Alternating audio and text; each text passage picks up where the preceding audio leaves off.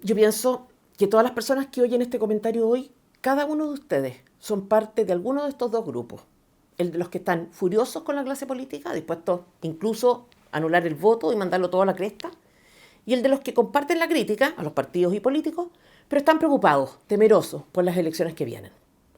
Los primeros dejaron de sentirse representados, piensan que en el fondo da un poco lo mismo que gane. Los otros creen que, a pesar de todo, siempre es mejor uno de derecha que uno de izquierda. El mal menor sigue siendo menos malo y hay que ser pragmáticos, dicen. Lo cierto es que da lo mismo cuál sea nuestro estado de ánimo, porque hay algo en que coincidimos, tenemos un problema. La crisis política es grave. Lo que dejó al descubierto la fallida acusación constitucional contra Boric, las sospechosas transferencias de Irina Caramanos a, a una fundación del caso Convenios, Procultura, una reflexión sobre el fuego amigo y más en este nuevo resumen semanal. Todas las noticias de esta semana tienen, aunque parezca que no, algo en común.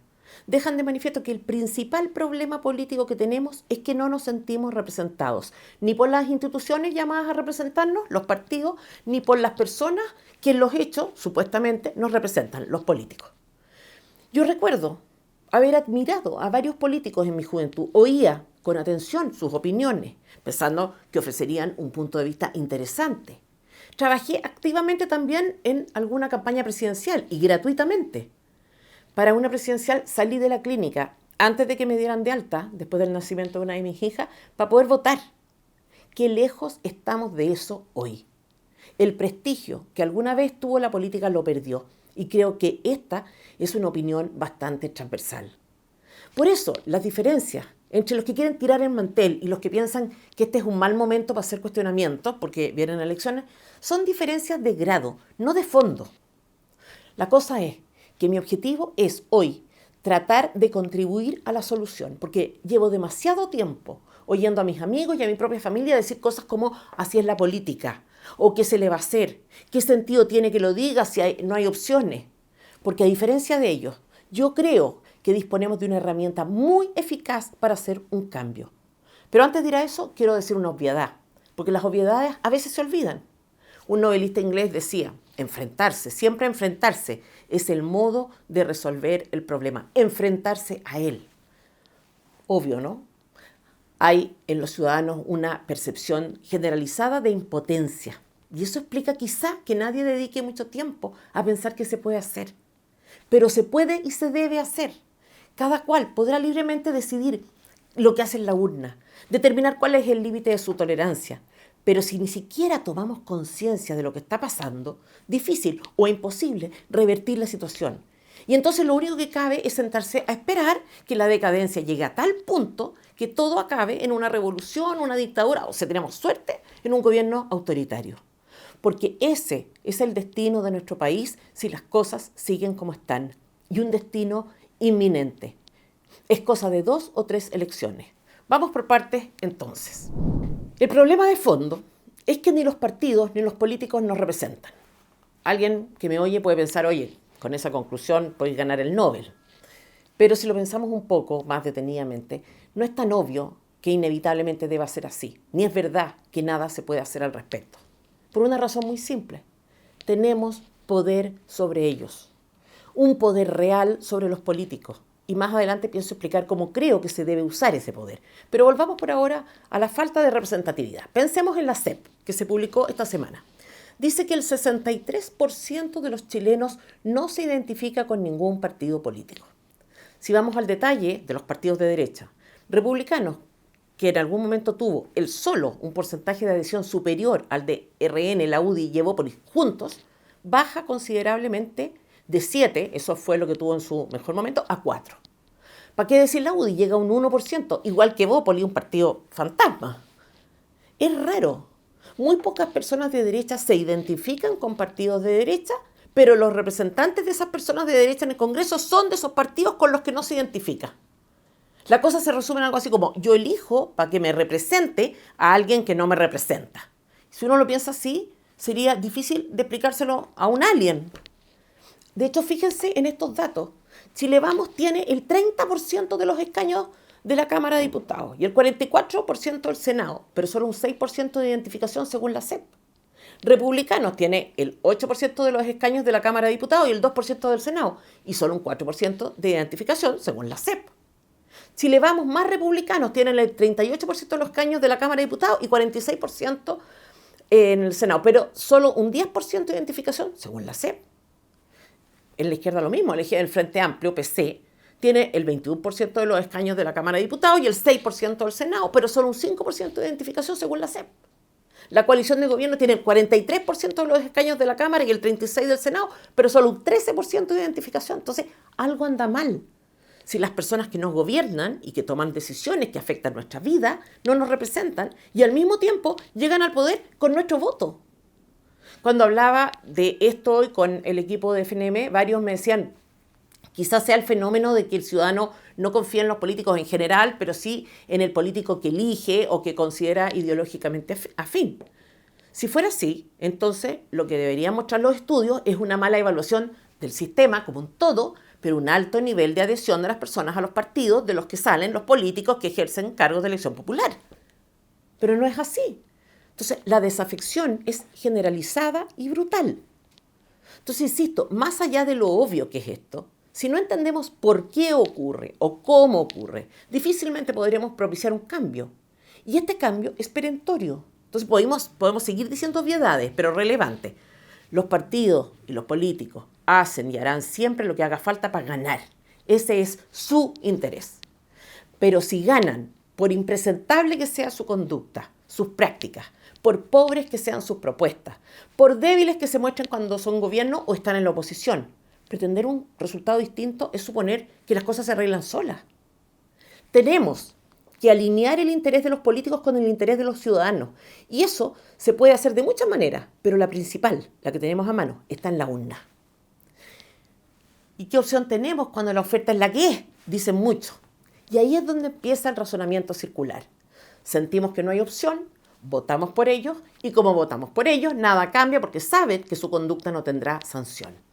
El caso de la Comuna de Santiago es sintomático porque, por un lado, hay una comunista que encarna lo peor que le puede pasar a un país, y por otro, tenemos un personaje como Desbordes que Chile Vamos, con el apoyo de republicanos, se atreve a ofrecer como alternativa.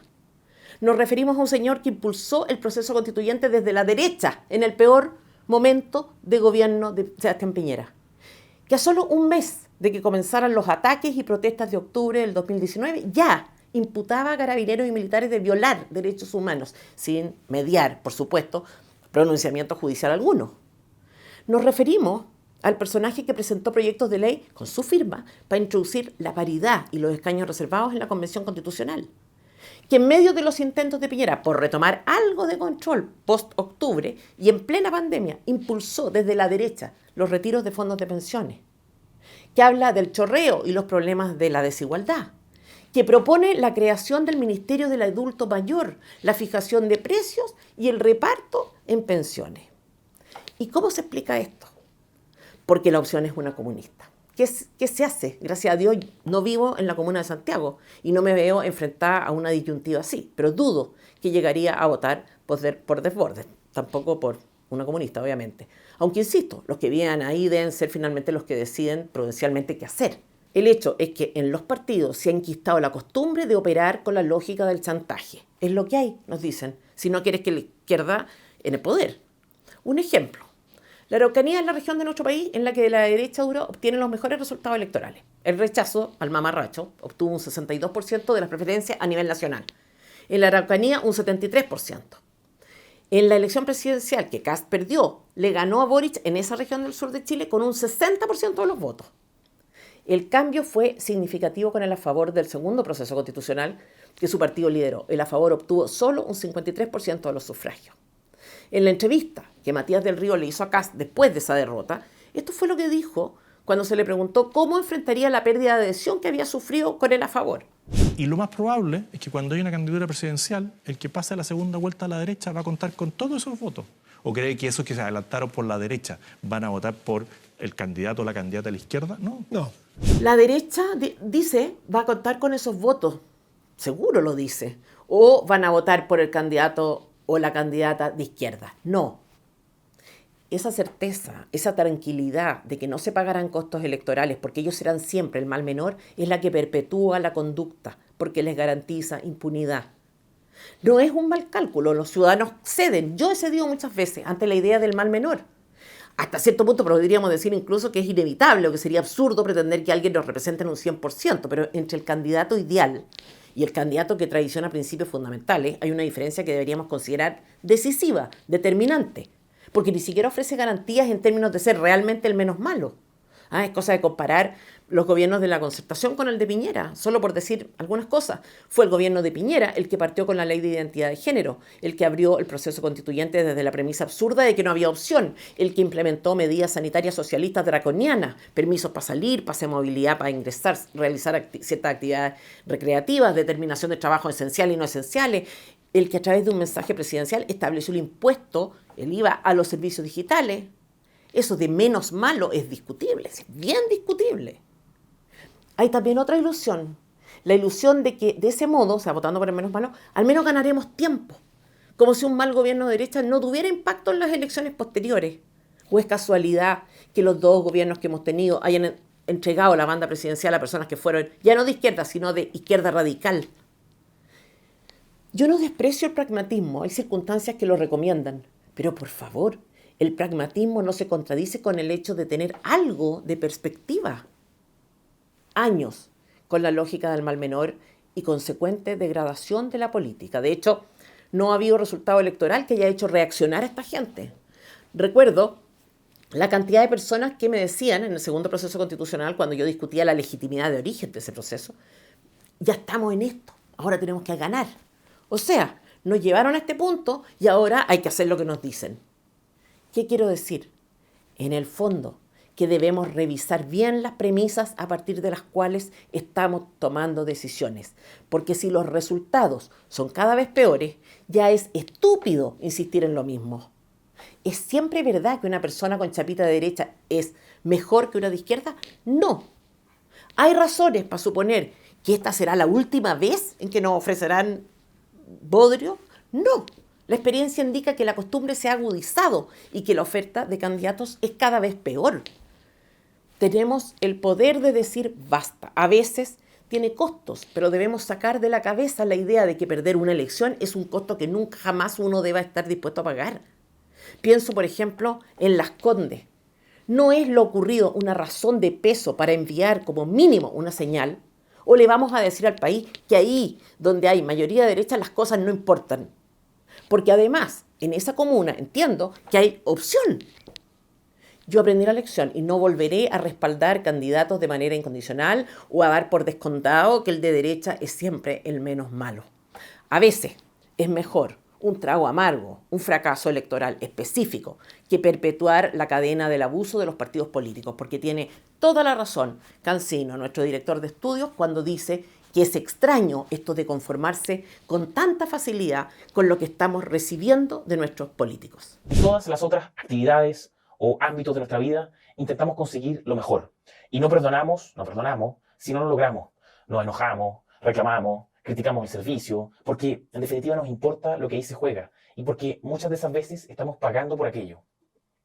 En política, nuestros estándares de servicio se rebajan a la mínima expresión, como si lo que pasara en política fuese irrelevante y no estuviéramos constantemente costeándola. De lo que se trata es, insisto, de revisar las premisas a partir de las cuales solemos pensar y decidir. Quizás estemos planteando mal los problemas y no estemos haciendo lo obvio, enfrentarlo. Otro caso esta semana, otro ejemplo de un asunto que está siendo mal planteado, tiene que ver con el caso convenio, que esta semana se ha expandido en una nueva arista, Irina Caramano. Veamos por qué. Esta semana el mostrador hizo público un peritaje de la PDI que detectó abonos sospechosos de Irina Caramano, la ex primera dama, a Procultura, una de las fundaciones más cuestionadas por el caso convenio. Todo esto en el contexto de la campaña presidencial de Gabriel Boric. O sea, durante la campaña de Boric, su ex polola le habría, no consta, depositado plata a una fundación trucha. La sospecha habría un mecanismo de financiamiento ilegal de la política. ¿Cómo? La Fundación Procultura es, de las que están siendo investigadas, la que más convenios tuvo con el Estado, la que más plata recibió, la que ofrecía servicios como pintar fachada o ayuda contra el suicidio. Entre el 2010 y el 2023, Procultura se adjudicó más de 4.200 millones de pesos en virtud de 67 convenios con diferentes entidades estatales. Hoy, al menos la mitad de esos montos están siendo cuestionados y revisados por el Ministerio Público. Entonces, el esquema era este, en la hipótesis de la investigación. La Fundación recibía plata de fondos regionales, plata fiscal, para la realización de proyectos de diversos tipos. Esos proyectos los tercerizaba a otras empresas o personas naturales. Esas personas le daban boleta a la Fundación, el servicio aparecía como contratado, recibían la plata por el total del monto adjudicado y después devolvían parte de lo recibido. La sospecha es que esta fundación habría recibido fondos fiscales que en definitiva habría usado en la campaña de Boric. El 1 de marzo, como para que nos hagamos una idea y entendamos de quién estamos hablando, Alberto Larraín, director ejecutivo de Polo Cultura, le escribe a Flies, el gobernador de Magallanes. Hola, ayer hablé con el presidente electo. La próxima semana tendré reunión con la jefa de gabinete de Cancillería para lo de las Torres del Paine. Cuando sea la reunión con la canciller, le aviso. El 7 de marzo, el líder de Procultura le señala lo siguiente al gobernador. Gobernador, buenos días. No olvide pasar la iniciativa. Yo tengo esta semana reunión con Cancillería. Mientras que el 21 de marzo, Larraín dice, buena semana, ayer hablé con el presidente. Está muy entusiasmado con el anuncio de lo de Torres del Paine. Mañana conversaré con la ministra de Relaciones Exteriores. Y empezamos a avanzar y ver la reunión con ustedes. A lo que Flies le contesta, excelente. Ya el 22 de marzo, Flies adjunta una foto con la entonces ministra Rejola y le indica todo ok para lo de las Torres del Paine. Felicitaciones, le responde el gobernador de Magallanes. La cosa es que información que se filtró esta semana y que complica a la ex de Boric es que los peritos contables del laboratorio criminalístico de la PDI encontraron abonos de Irina Caramanos a Procultura, que podrían constituir devoluciones de dineros de proyectos adjudicados. Son al menos 5, entre agosto del 2021, en plena campaña presidencial, y enero del 2022, una vez electo Gabriel Boric. Hay más. Procultura estaba siendo investigada. Se habían hecho diligencias importantes, allanamientos, incautaciones, y la PDI había emitido un informe en el que, dado los antecedentes que se habían recabado, recomendaba declarar a Irina Caramanos en calidad de imputada. Sin embargo, todo quedó ahí. La PDI desmintió esta información. Sin embargo, poco después de que se hiciera pública, dijo que esto no había pasado. De modo que sería prudente esperar un poco antes de emitir una opinión. El punto es que, a propósito del caso Hermosilla, el fiscal nacional Ángel Valencia removió de la investigación al fiscal regional Carlos Palma, que estaba viendo todo esto, y todo se paralizó. ¿Por qué? Eso lo tiene que explicar el nuevo fiscal, el fiscal Cooper. Y las preguntas son, ¿es cierto que el fiscal Palma fue removido por sus implicaciones o implicancia en el caso Hermosilla? ¿Por qué existen esta clase de reintegros hacia la Fundación Procultura de Alberto Larraín? ¿Qué tenía que ver Caramanos con esos reintegros? En todo este caso, la derecha tampoco ha tenido un desempeño destacado. En el caso convenio, me refiero en general. Una comisión investigadora hay. ¿Ha llegado algo concreto? Cuñas en televisión hay. Opiniones en Twitter hay. Parece poco, sin embargo, parece el mínimo. Investigar, dejar al descubierto quiénes son estas personas que venían a renovar y limpiar la política, exigir responsabilidad y renuncia, está bien. Revisar los controles, está bien. Pero lo principal del caso convenio no es tal o cual fundación ni tal o cual político. Lo principal es cortar las cosas de raíz, porque fresco de raja habrá siempre. Lo importante no es solo deshacerse de ellos, sino extirpar el tumor de raíz. Y eso pasa por un análisis de todos los organismos que reciben fondos fiscales de esta forma. Hay que desarticular estas verdaderas bandas de parásitos, romper las redes, exigir explicaciones consistentes e insistentemente. Información sobre todos y cada uno de los funcionarios nuevos que ha contratado el gobierno, por ejemplo. Son entre 80 y 100 mil en sus primeros 20 meses de gobierno. Exigir el término de todos los programas mal evaluados, del proceso de evaluación y monitoreo 2022 de programa que se le ofrecen, que paga el Estado. Se pueden sacar algunas conclusiones. 358 de los 700 programas que presentan deficiencia en algunos de los criterios evaluados, lo que corresponde a 22.000 millones de pesos. 7,6% del PIB se destina a programas con alguna deficiencia en su evaluación. Entre 2021 y 2022 se duplican los programas con deficiencia en sus indicadores. Entonces lo que hay acá, insisto, no es solo un grupo de caras de raja. Lo que hay es un mecanismo de financiamiento permanente de activistas con cargo a los contribuyentes. Entonces, cuando veo a nuestros representantes tapizar las redes sociales de denuncias o tratar de lograr cuñas a codazos para el matinal, uno se da cuenta de lo que pasa cuando uno juega con un equipo de tercera división. Yo tengo además sospechas. ¿Por qué no van más allá? Frivolidad, negligencia o tejado de vidrio. Saquen ustedes las conclusiones correspondientes y pregúntense si no hay razones que justifiquen la sensación de tantos de que al final son todos iguales. Enfrentar los problemas y para eso entenderlos bien. Y ocurre que el caso convenios es bastante más que el punto débil de un grupo político que pueda dar ventajas electorales. Es un cáncer metastásico que hay que extirpar, insisto, de raíz. Y no queda claro que la clase política lo entienda y dimensione así. Entender y dimensionar. Eso es lo que no hicieron esta semana los que propusieron una acusación contra Boric y la retiraron. Y tampoco los que se opusieron, porque de una forma u otra ninguno entendió lo que estaba pasando. Estos últimos días he visto bastante discusión en redes sociales en relación a si los diputados de RN que anunciaron acusación constitucional contra Boric debían o no presentarla o retirarla. Los argumentos de uno: la crisis en materia de seguridad es lo suficientemente grave como para justificar una acusación presidencial. Y la verdad es que los antecedentes son graves. O sea, en el índice global de terrorismo del 2024, Chile ocupa la posición 17. Y siendo el 1 el peor y el 180 el mejor. O sea, estamos 17. Estamos peor que Irán, Rusia, México, Libia, Perú, Venezuela, Angola, Brasil, Ruanda, Ecuador y otros 170 países más. Entonces, ¿qué decían? Eso es por una parte. ¿Qué decían los que estaban en contra? Acusar constitucionalmente al presidente es poner en riesgo la institucionalidad del país. Entonces, a primera vista, estas son las posiciones que oficialmente dividieron a la derecha, pero los parlamentarios y las autoridades de los partidos que protagonizaron esta discusión no estaban realmente pensando en lo que realmente deberían. Nada de lo que dijeron tuvo que ver con un debate acerca de si había o no mérito jurídico que justificara una acusación constitucional. Básicamente, todo fue un show de mal gusto. Y si no me creen, los invito a detenerse. La acusación constitucional es la herramienta más radical que puede usar el Congreso contra un presidente en ejercicio. De hecho, se trata de un juicio político que, si prospera, acaba nada menos que con la destitución del presidente. No me quiero detener en el hecho de si había o no razones para acusar a Boric. Quiero relevar más bien los detalles que confirman que los diputados que anunciaron la acusación tenían intereses distintos a los de la propia acusación. Porque, volvamos, asumamos que querían discutir la eventual destitución del presidente. Ok. ¿Qué hace o se espera que haga un grupo de políticos que toman la decisión de ejercer su función fiscalizadora con la herramienta más potente que tiene a disposición? Destituir un presidente electo. Es algo que ocurre pocas veces y, tratándose de algo tan radical, el fundamento para intentarlo debe ser jurídicamente sólido. Por eso, uno esperaría ciertas actitudes o conductas mínimas, ¿no?, antes de que se haga una propuesta como esta. La primera es que, antes de hablar públicamente, los parlamentarios en cuestión hagan, o debieran haber hecho, una reflexión profunda de lo que esperan. No solo ellos y sus asesores, lo lógico sería también consultar abogados especialistas en el tema, solicitar quizá informes en derecho. Como es lógico, uno esperaría que el tema se hubiera debatido con las autoridades de su respectivo partido, con las de partidos afines.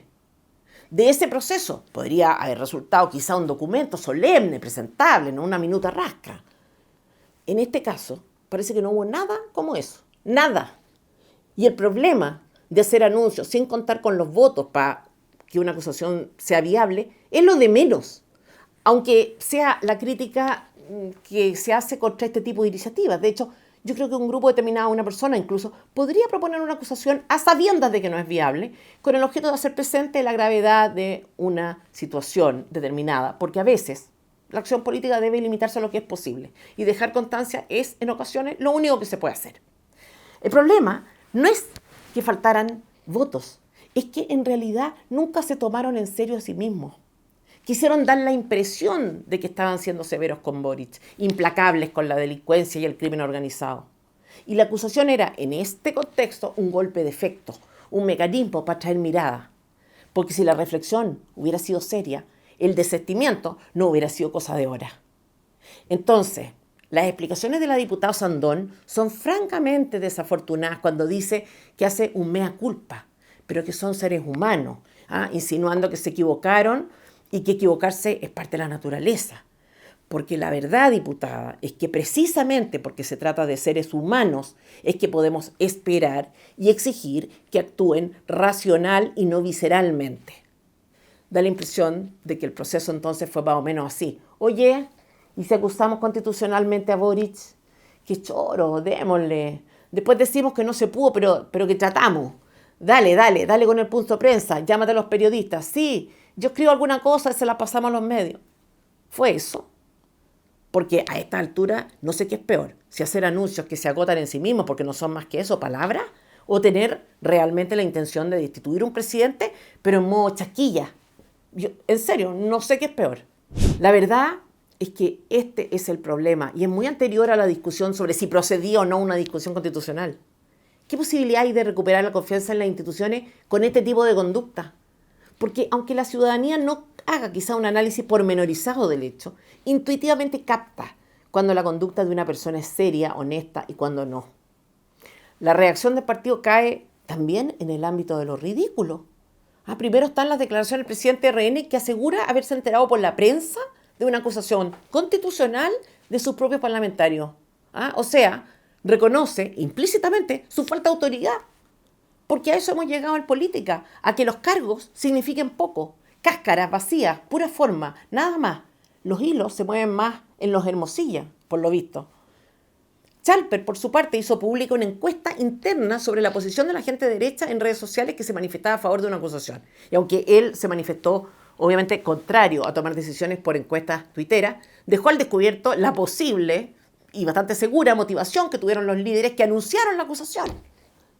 ¿Qué clase de liderazgo es ese que va a buscar ideas a Twitter? Que define posiciones y acciones en función de encuestas. ¿Se imaginan ustedes a Margaret Thatcher cachando qué onda en redes sociales? Problemas mal planteados.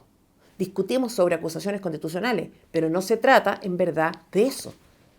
En esa línea está también el argumento que dio Chalper para manifestarse contrario a la acusación. Dijo, salvaguardar la institucionalidad. ¿A nadie le suena absurdo esto? ¿Qué capacidad tenían los payasos que hicieron el anuncio de destruir la institucionalidad? Con ese nivel de improvisación, lo único que consiguen es destruir su propio prestigio, el que les queda, si lo tienen. Salvamos la República, dijo Chalper. Resistieron. ¿Qué resistieron? La tenacidad de un grupo que un día dice querer destituir a Boric y el día siguiente cacha que no es tan buena idea. ¿La presión de una encuesta? ¿Los William Wallace de la República? Porque frenan a un par de irresponsables que ni siquiera tenían la intención de llevar a cabo lo que anunciaron. En todo caso, y a propósito de problemas mal planteados, sería bueno preguntarle también al diputado, más allá de este caso concreto, si cree que la acusación constitucional como institución es una amenaza para la institucionalidad. Porque la verdad es que es un instrumento de la institucionalidad. Y por eso, como abogado que es, sería bueno que no confundiera la prostitución de un mecanismo con el mecanismo propiamente tal. Porque existe para ser usado y hay situaciones en que se justifica hacerlo. ¿Se entiende que todo esto no tuvo que ver con estar a favor o en contra de acusar? Que esta discusión, que es la que tienen las personas en su casa, en realidad nunca se produjo en la Cámara. Que lo que hubo en realidad fue una comedia del absurdo. Es difícil a veces entender lo que está pasando en el ámbito político, en el que nada es en realidad lo que parece. Hay que gastar muchas horas de reflexión y en algunos casos haber tenido experiencias traumáticas. Y por eso quiero contribuir a esa reflexión, porque sin ella no podemos resolver el problema. Todo esto pasa no por casualidad, no porque así sea la política.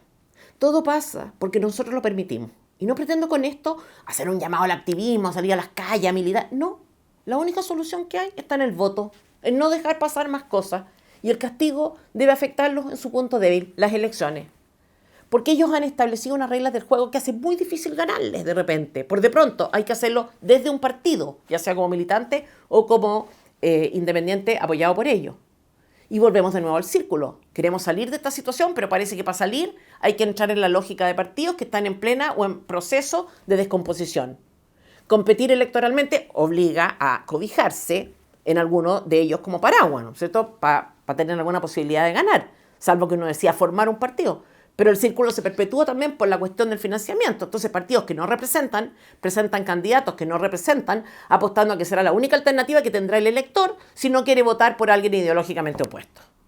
Y esos partidos que no representan ganan por cada voto obtenido subsidios fiscales que provienen de impuestos pagados por todos los chilenos. Y cuando se sienten débiles, cuando no logran fuerza suficiente como para competir, ven que pueden perder, se alían, hacen pactos electorales que en definitiva distorsionan también los resultados. Entonces, si soy afín a la UDI, debo optar por una lista en que quizá termine ganando alguien de Bópoli. ¿Existe todavía el partido? Como ciudadanos, no son muchas las opciones que tenemos si no nos dedicamos a la política, salvo por el voto. Y la movilización para convencer a nuestros amigos y familia. Pero este salvo por el voto, este mecanismo aparentemente secundario, es clave. Dependen de eso. Está en nuestras manos ejercer el poder que tenemos, hacerlo sentir. Cada uno podrá votar como quiera, insisto. Y como es obvio, la situación varía mucho de una comuna a otra. Yo creo que hay casos en que se justifica votar por el mal menor porque el mal mayor es demasiado riesgoso. Creo también que entre los candidatos que ofrece la derecha, no todos son Mario Desbordes. Creo que sería bueno, en otros casos, dar señales claras. Acá se acaba nuestra tolerancia.